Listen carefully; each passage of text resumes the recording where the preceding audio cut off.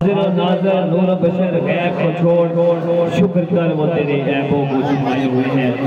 پہلی امت نہ کرنے کی آپ کے دروازے میں لکھ لیا جاتا تھا، چہرے بگڑ جاتے تھے۔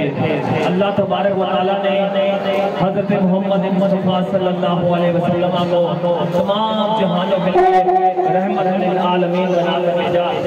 اللہ تبارک و تعالیٰ نے اپنے محبوب کو عالمین کے لیے رحمت للعالمین بنا کر بھیجا اور فرمایا زمین والوں پر رحم کرو، آسمان والا تم پہ رحم کرے گا۔ اور زمین والوں پر رحم کیسا کرتا ہے کہ درگزر کرو، معاف کرو، اور قرض اگر کسی نے آپ سے لے لیا ہے، آپ کا تعلق تھا، آپ کا رشتہ تھا، مجبور تھا، بعد میں اگر دے نہیں پایا تو اس کی تشہیر مت کرے، اس کو ذلیل مت کرے، اس کو کشائش دو۔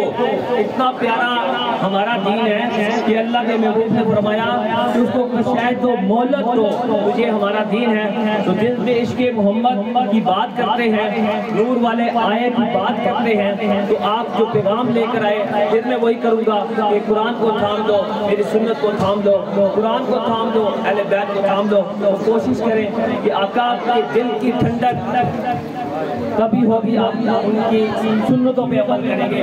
اور نماز میری آنکھوں کی ٹھنڈک ہے، حضور نے فرمایا نماز میری آنکھوں کی ٹھنڈک ہے۔ اگر آج ہم کی عید کر لیں یا اللہ تیرے اس محبوب کے، ہم تو ویسے گنہگار ہیں، بدکار ہیں، سیاہکار ہیں، لیکن یہ دعا تو کر سکتے ہیں یا اللہ اپنے محبوب کے صدقے ہمیں 5 وقت نمازی بنا دے۔